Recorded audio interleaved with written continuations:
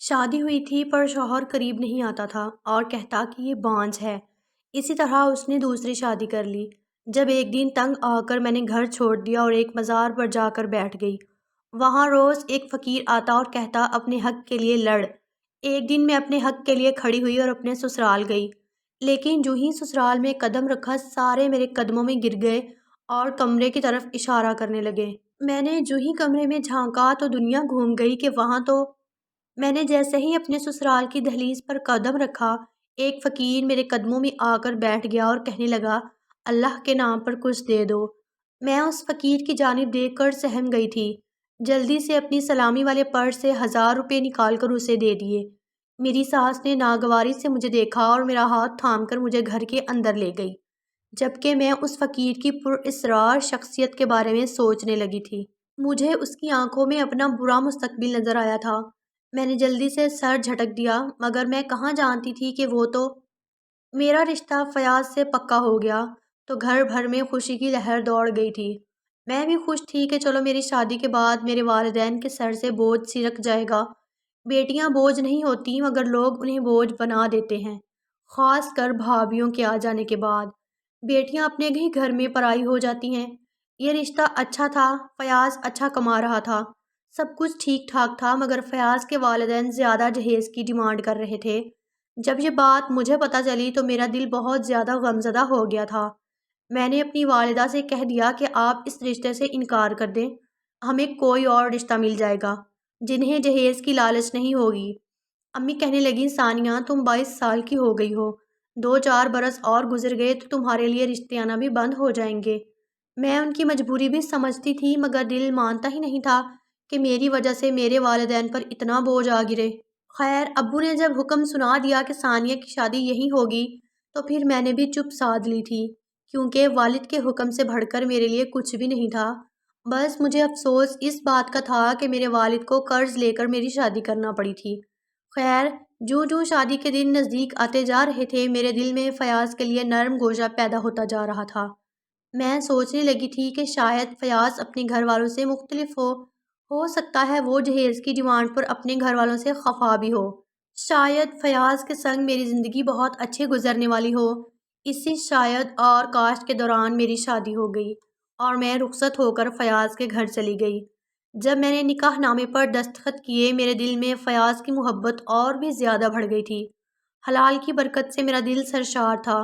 رخصتی کے وقت آنکھوں سے ڈھیروں آنسو بھی بہے تھے، مگر تب میرا دل خون کے آنسو رونے لگا تھا جب ابو نے میرے سر پر ہاتھ رکھ کر کہا ثانیہ جس گھر میں تم بیاہ کر جا رہی ہو اب وہاں سے تمہارا جنازہ ہی اٹھے، یہ نہ ہو کہ تم آئے دن ناراض ہو کر گھر پہنچ جاؤ۔ میرے دل میں ایک سوال نے سر اٹھایا تھا، کیا شادی کے بعد میرا اس گھر سے رشتہ ختم ہو گیا؟ اگر میرے شوہر یا سسرال والوں نے مجھے تنگ کیا تو میں کیا کروں گی؟ لیکن میں یہ سب سوال اپنے منہ سے نہ بول سکی تھی۔ خیر میں اپنی آنکھوں میں ہزاروں سپنے چھپا کر فیاض کے گھر رخصت ہو چکی تھی، مگر دروازے پر بیٹھے فقیر نے مجھے چونکا دیا تھا۔ اس نے میرے سامنے ہاتھ پھیلا لیے تھے۔ میں گھبرا گئی تھی کیونکہ مجھے اس فقیر کی آنکھوں میں اپنا برا مستقبل نظر آ رہا تھا۔ میں نے اپنے پرس سے 1000 روپے کا نوٹ نکال کر اسے تھما دیا اور گھر میں داخل ہو گئی۔ فیاض کا خوبصورت اور وسیع گھر دیکھ کر میں سب کچھ بھول گئی تھی۔ میرے جہیز کا سامان اس گھر میں جچ رہا تھا۔ میری ساس میرے وارث صدقے جا رہی تھی۔ سسر نے بھی سر پر ہاتھ رکھ کر کہہ دیا کہ تم اس گھر کے لیے بہت بھاگوں والی ثابت ہونے والی ہو۔ میری ساس مجھے پھولوں سے سجے کمرے میں بٹھا آئی تھی۔ میں مسکرا رہی تھی۔ میری آنکھوں کے سامنے میرے شوہر کا خوبصورت سا چہرہ گردش کر رہا تھا۔ مجھے زیادہ انتظار نہیں کرنا پڑا تھا۔ میرا شوہر دروازہ کھول کر کمرے میں داخل ہو گیا تھا۔ میں نے جلدی سے سر جھکا لیا۔ وہ بھی میرے پاس آ کر بیٹھ گیا۔ میں زیر لب مسکرا رہی تھی تب میرے شوہر نے میرا گھونگھٹ اٹھایا تو میں اس کو دیکھنے لگی۔ مجھے اپنی قسمت پر رشک آ رہا تھا۔ تب ہی میرے شوہر کے منہ سے ایسے الفاظ نکلے تھے کہ زمین اور آسمان کی گردش ایک لمحے کے لیے رک گئی تھی۔ فیاض بولا، دیکھو تو میری قسمت کتنی خراب ہے، مجھے تم جیسی بانجھ عورت ہی ملنی تھی کیا؟ یہ الفاظ میری سماعتوں پر بہت گراں گزرے تھے۔ میں ہکا بکا بیٹھی اپنے شوہر کو دیکھتی رہ گئی تھی۔ میں بولی، فیاض آپ ایسی بات کیسے کہہ سکتے ہیں؟ شادی کی پہلی رات تھی، آپ مجھ پر بانجھ پن کا ٹیگ نہیں لگا سکتے۔ فیاض نے ناک سے مکھی اڑائی تھی اور اٹھ کر کھڑا ہو گیا۔ وہ باتھ روم سے کپڑے بدل کر آیا تو صوفے پر جا کر لیٹ گیا اور میں اپنے شوہر کو دیکھتی ہی رہ گئی۔ مجھے یقین ہی نہیں آ رہا تھا کہ میری زندگی یوں پلٹا کھائے گی۔ مجھے تو لگتا تھا کہ شادی کے بعد زندگی بہت خوبصورت ہو جایا کرتی ہے، جیسے میری دونوں بھابھیوں کی ہو گئی تھی۔ میری بھابھیاں متوسط طبقے سے تھیں۔ میرے والد نے یہ سوچ کر ان کا رشتہ مانگ لیا، یہ غریب گھرانے کی ہیں، چلے ان کو میرے گھر میں سکھ تو ملے گا۔ انہوں نے جہیز لینے سے بھی انکار کر دیا تھا۔ وہ جب بیاہ کر آئیں تو میرے بھائیوں نے انہیں اپنی ہتھیلیوں کا چھالا بنا لیا تھا۔ میرے والدین بھی ان کا بہت خیال رکھا کرتے تھے، مگر اس چیز کا انہوں نے ناجائز فائدہ اٹھانا شروع کر دیا۔ انہوں نے ہم پر ہی زندگی تنگ کر دی تھی۔ میں تو اپنی بھابھیوں کی آنکھوں میں کھڑنے لگی تھی۔ وہ بات بے بات فساد کھڑا کر دیا کرتی تھیں اور ہر بار سارا قصور مجھ پر ہی ڈال دیا کرتی تھیں۔ میرے بھائی بھی میرے دشمن بن چکے تھے۔ انہی حالات سے تنگ آ کر میرے والدین نے میری شادی جلد از جلد کرنے کی ٹھانی تھی، اور میں بھی کتنی بے وقوف تھی جو یہ سوچ کر بیٹھی تھی کہ شادی کے بعد میں بھی اپنے سسرال میں راج کروں گی۔ مگر ہر کسی کی قسمت ایک جیسی تو نہیں ہوتی نا۔ شادی کی صبح مجھے اپنے سسرال میں حیثیت معلوم ہو گئی تھی، جب میری ساس نے مجھے آ کر یہ کہا کہ ہمارے گھر کا یہ دستور ہے کہ شادی کی پہلی صبح نئی نویلی دلہن ہی ناشتہ بناتی ہے۔ اس طرح گھر میں رزق کی ریل پیل ہو جاتی ہے۔ میں کچھ بھی نہ بولی اور کچن میں گھس گئی۔ گھر میں میری دو جوان نندیں بھی موجود تھیں، ان سے بھی ناشتہ بنوایا جا سکتا تھا، مگر شاید مجھے میری حیثیت دکھانا مقصود تھا، جبھی تو مجھ سے نہ تو کسی نے میٹھا بنوایا اور نہ ہی میری مہندی اترنے کا انتظار کیا گیا۔ مجھے گھر میں بے مال ملازمہ بنا لیا گیا تھا۔ ساس مسکرا کر بات کیا کرتی تھیں، نندیں اپنی فرمائش پر مجھ سے کھانا بھی بنواتی تھیں، اور بس یہی میری زندگی تھی۔ شادی کو 1 مہینہ گزر گیا تو فیاض نے ادھر ادھر سب کو کہنا شروع کر دیا کہ میری بیوی تو بانجھ ہے، یہ مجھے بچہ نہیں دے سکتی۔ وہ جھوٹ بول رہا تھا، سچ تو یہ تھا کہ وہ میرے قریب ہی نہیں آیا تھا اور مجھے سب کے سامنے بدنام کر رہا تھا۔ مجھے اپنی یہ تذلیل گوارا نہیں تھی، مگر میں یہ سب کچھ چپ چاپ سہتی رہی تھی۔ دل میں یہی ڈر تھا کہ اگر فیاض نے مجھے گھر سے نکال دیا تو میں کہاں جاؤں گی؟ والد کے گھر تو جا نہیں سکتی تھی، کیونکہ انہوں نے مجھے پہلے سے ہی حکم نامہ سنا دیا تھا کہ اگر ناراض ہو کر میرے گھر آئیں تو میں تمہیں ایک لمحے کے لیے بھی نہیں رہنے دوں گا، اسی وقت ہاتھ سے پکڑ کر واپس سسرال چھوڑ آؤں گا۔ میں بہت زیادہ مجبور تھی۔ اگر مجھے میکے سے سپورٹ حاصل ہوتی تو میں ان لوگوں کو مزہ چکھا دیتی۔ ایک تو انہوں نے منہ مانگا جہیز حاصل کیا تھا، اور پھر مجھے اس گھر میں ایک ملازمہ کی سی حیثیت دی تھی۔ شوہر نے تو کبھی مجھ سے ہم کلام ہونا تک گوارا نہیں کیا تھا۔ خیر، اب تو میری ساس بھی اٹھتے بیٹھتے مجھے بانجھ پن کے طعنے دینے لگی تھی۔ ایک دن میں نے غصے میں آ کر اپنی ساس سے کہہ ہی دیا کہ میں بانجھ نہیں ہوں، فیاض نے مجھ پر جھوٹا الزام لگایا ہے۔ اور جب یہ بات میری ساس نے سنی تو وہ بفری ہوئی شیرنی بن گئی۔ اس نے مجھے چٹیا سے پکڑ کر خوب مارا اور کہنے لگی، تو میرے بچے پر الزام لگاتی ہے؟ تو بانجھ نہیں ہے تو پھر بانجھ کون ہے؟ اب تک تو مجھے پوتا کیوں نہیں دے سکی؟ تو آ لینے دے فیاض کو، تجھے ابھی طلاق دلواتی ہوں۔ میں غصے سے بولی، ہاں ہاں دلوا دو مجھے طلاق، مجھے نہیں رہنا اس گھر میں، مجھے یہاں سے ملا ہی کیا ہے؟ لیکن میری ایک بات یاد رکھنا، آپ کے گھر میں بھی 2 جوان بیٹیاں ہیں، انسان کا سب کیا دھرا اس کے سامنے ضرور آتا ہے۔ ہم دونوں ابھی لڑ ہی رہے تھے کہ فیاض دروازہ کھول کر میں گھر میں داخل ہو گیا۔ اس کے چہرے پر بے انتہا خوشی تھی۔ میں ساری بات سمجھ گئی جب میں نے فیاض کے پیچھے ایک لڑکی کو گھر میں داخل ہوتے دیکھا۔ وہ سرخ دوپٹہ اوڑھے شرماتی ہوئی گھر میں داخل ہوئی تھی۔ وہ بے حد حسین تھی۔ فیاض آگے بڑھا اور بولا، امی میں آپ کے لیے بہو لے آیا ہوں، یہ آپ کو پوتا دے گی۔ فیاض کی بات سن کر میرے قدموں تلے سے تو زمین ہی نکل گئی تھی۔ میری آنکھوں سے آنسو گرنے لگے تھے۔ ان تینوں نے مجھے ایسے نظر انداز کر دیا تھا جیسے میں کوئی وجود ہی نہیں رکھتی۔ میری دونوں نندیں بھی ٹی وی بند کر کے باہر آ گئی تھیں۔ کہنے لگیں، بھائی سچ کہوں تو آپ کے ساتھ ایسی ہی لڑکی جچتی ہے۔ نہ جانے امی نے آپ کے لیے ثانیہ بھابی جیسی مری روح کیوں تلاش کر لی تھی۔ میں اس وقت اتنا گھبرا گئی تھی کہ کوئی سوال بھی نہیں کر سکی تھی۔ نہ جانے اس معاشرے میں بیٹیاں اتنی بزدل کیوں بنا دی جاتی ہیں، کیوں بیٹیوں کو اپنے حق کے لیے آواز اٹھانا نہیں سکھایا جاتا۔ میں وہاں کھڑی رہ گئی تھی جبکہ نئی آنے والی لڑکی شازیہ میرے شوہر کی بھی مالکن بن گئی تھی، اور اس کمرے کے بھی جس میں میں رہا کرتی تھی۔ اب تو میرے لیے اسٹور روم ہی رہ گیا تھا۔ مجھے وہاں ٹھکانہ نہ دیا گیا تھا۔ میری دونوں نندیں بھی اپنی نئی بھابھی کی گرویدہ ہو گئی تھیں۔ میں اداس تھی اور یہ اداسی میرے دل کو اندر ہی اندر سے کھاتی رہی تھی۔ اس اداسی میں تو دل چاہتا ہے کہ انسان اٹھ کر ایک گلاس پانی کا بھی نہ پیے، مگر مجھے سارے گھر کے کام کرنا پڑتے تھے۔ اور تو اور فیاض نے مجھے حکم سنا دیا تھا کہ شازیہ کی ہر ضرورت کا خیال مجھے ہی رکھنا ہے۔ میں نے بھی بے بسی کی چادر اوڑھ لی تھی اور اپنی زبان سی لی تھی، آنکھیں بند کر لی تھی اور 2 وقت کی روٹی اور ٹھکانے کی خاطر کولہوں کے بیل کی طرح سارے گھر کے کام کیا کرتی تھی۔ ایک دن شازیہ کہنے لگی، ثانیہ، میں نے اور فیاض نے باہر سیر کے لیے جانا ہے، تم میرا یہ سوٹ استری کر دو۔ وہ سوٹ بہت خوبصورت تھا، میں تو اسے دیکھتی ہی رہ گئی تھی۔ تب شازیہ بولی، مجھے یہ سوٹ فیاض نے دلوایا ہے، پورے 10,000 روپے کا ہے۔ شازیہ جان بوجھ کر میرے سامنے فیاض کا ذکر بڑھا چڑھا کر کیا کرتی تھی۔ میرا دل ایک لمحے کے لیے خاموش سا ہو گیا تھا۔ میری شادی کو 2 ماہ ہو گئے تھے، مگر مجھے خرچے کے نام پر 100 روپے بھی نہیں دیے گئے تھے، اور ایک شازیہ تھی جس کے لیے 10,000 کے کپڑے لیے جا رہے تھے۔ میں وہ سوٹ استری کرنے لگی تھی اور ساتھ ساتھ روتی بھی جا رہی تھی کہ میری قسمت میں یہ کیسا کھیل کھیلا تھا، مجھے پتہ ہی نہیں چلا اور شازیہ کا سوٹ جل گیا۔ میں بہت زیادہ گھبرا گئی تھی، مگر میں یہ ظاہر نہیں کر سکتی تھی۔ شازیہ کو جب علم ہوا کہ مجھ سے اس کا سوٹ جل گیا ہے تو اس نے تو گھر میں واویلا مچا دیا تھا۔ اس نے مجھے بالوں سے پکڑ کر مارنا شروع کر دیا تھا۔ بس اتنا ہی نہیں، پھر فیاض نے بھی مجھ پر ہاتھ اٹھایا تھا۔ اس دن مجھ میں نہ جانے یہ ہمت کیسے پیدا ہو گئی تھی۔ میں نے فیاض کا ہاتھ پکڑ لیا تھا اور میں پھوٹ پھوٹ کر رونے لگی تھی۔ میں بولی، فیاض، میں نے تمہارا کیا بگاڑا ہے؟ تم نے میرے ساتھ ایسا کیوں کیا؟ اگر میں تمہیں پسند نہیں تھی تو پھر تم نے میرے ساتھ شادی کیوں کی؟ میری شادی کہیں اور ہو ہی جاتی، اور یہ بھی ہو سکتا ہے کہ شاید مجھے کوئی چاہنے والا انسان ہی مل جاتا ہے۔ فیاض نے میرا ہاتھ پکڑا اور بولا، اس گھر سے نکل جاؤ اور اس سے بیاہ کر لو جس کی یاد میں تم ساری ساری رات ٹسوے بہاتی رہتی ہو۔ اس کے پلے سے جا کر بندھو جو تمہیں چاہنے والا لگتا ہے۔ وہ مجھے گھسیٹتا ہوا گھر سے باہر لے جا رہا تھا۔ میں روتی چلی جا رہی تھی۔ میں نے فیاض کے سامنے ہاتھ جوڑ دیے تھے۔ میں بولی، خدا را میرے ساتھ ایسا مت کرو، میرے پاس رہنے کے لیے کوئی ٹھکانہ نہیں ہے۔ مگر ظاہر سی بات ہے، فیاض تو مجھ سے دامن چھڑانا چاہتا تھا، اس لیے مجھے دھکے دے کر گھر سے نکال دیا۔ میں اپنے گھر کی دہلیز پر بیٹھی تھی۔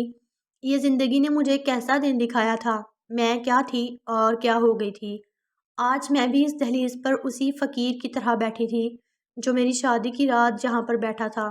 میں نے سوچا کہ کیا مجھے اپنے والدین کے گھر چلے جانا چاہیے، اور پھر میں نے اپنی سوچ کو رد کر دیا۔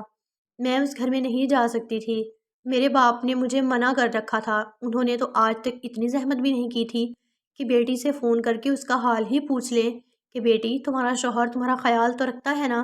تمہیں اس گھر میں کسی چیز کی کوئی کمی تو نہیں ہے نا؟ میں نے اس گھڑی خود کو بہت بے بس محسوس کیا۔ میرے پاس کوئی ٹھکانہ نہیں تھا۔ گلی میں رشک بڑھتا جا رہا تھا، سب میری طرف مذاق اڑاتی نظروں سے دیکھ رہے تھے۔ میں نے اللہ کا نام لیا اور وہاں سے اٹھ کر چل پڑی۔ مجھے نہیں معلوم تھا کہ مجھے کہاں جانا ہے، بس میں چلتی جا رہی تھی۔ چلتے چلتے میں ایک مزار تک جا پہنچی۔ میں وہاں کھڑی ہو گئی، پھر سوچا کہ اس مزار میں جا کر میں اپنے لیے دعا کرتی ہوں کہ مجھے کوئی ٹھکانہ مل جائے۔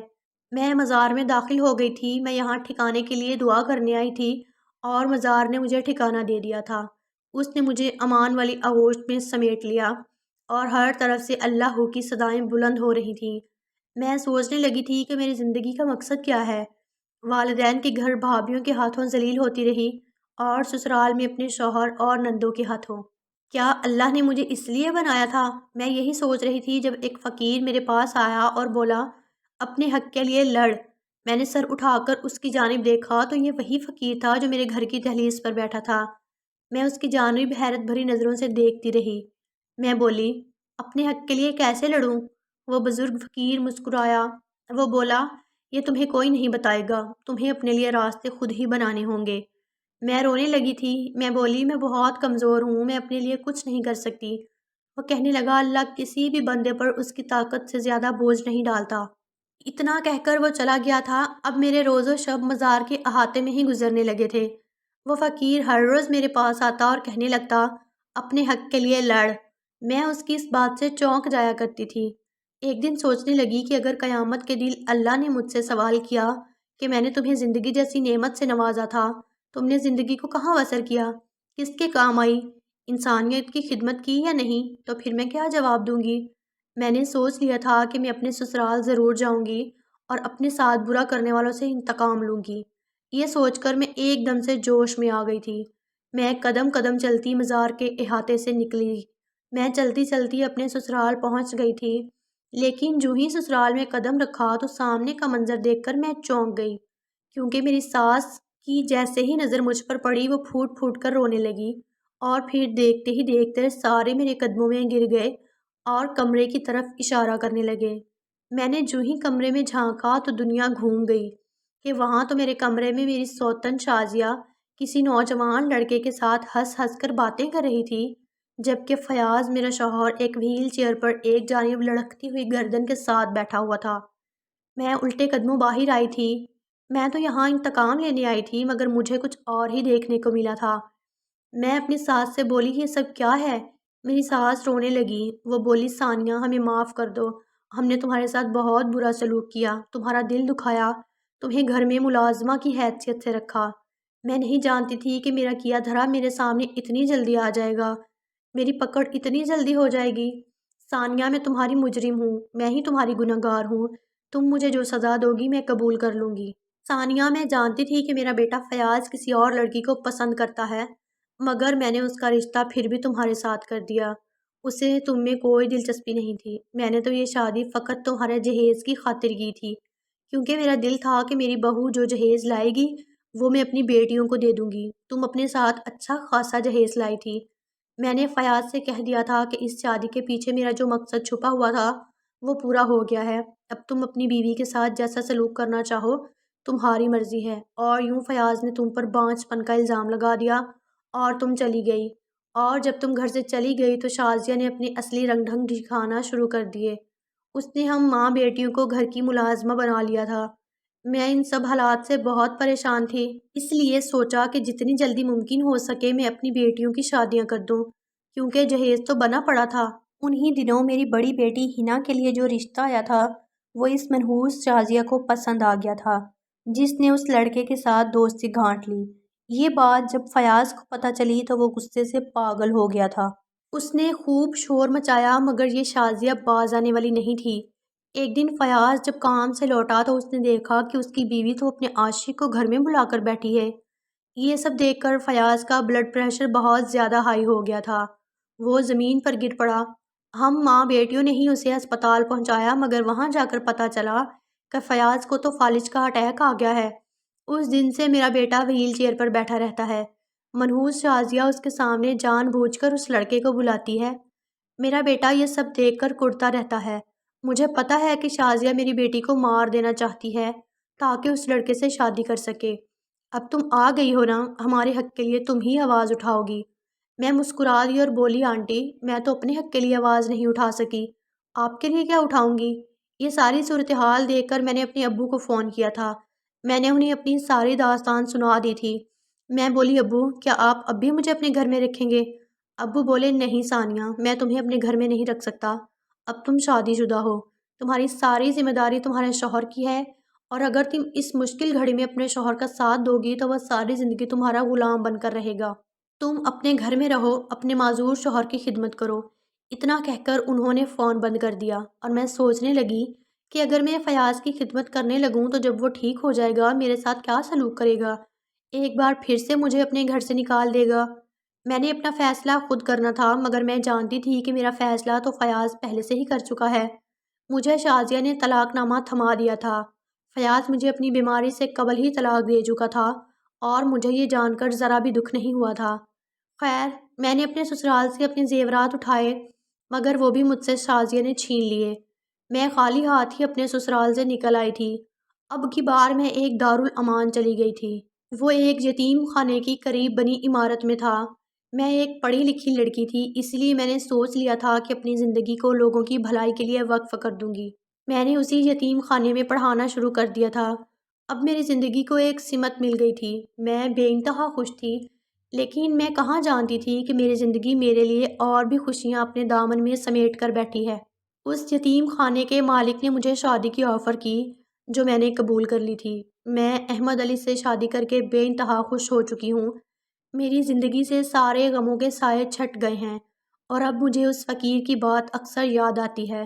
اس نے ٹھیک ہی کہا تھا کہ اپنے حق کے لیے لڑو، نہیں تو میں ساری زندگی اسی مزار کے احاطے میں گزار دیتی۔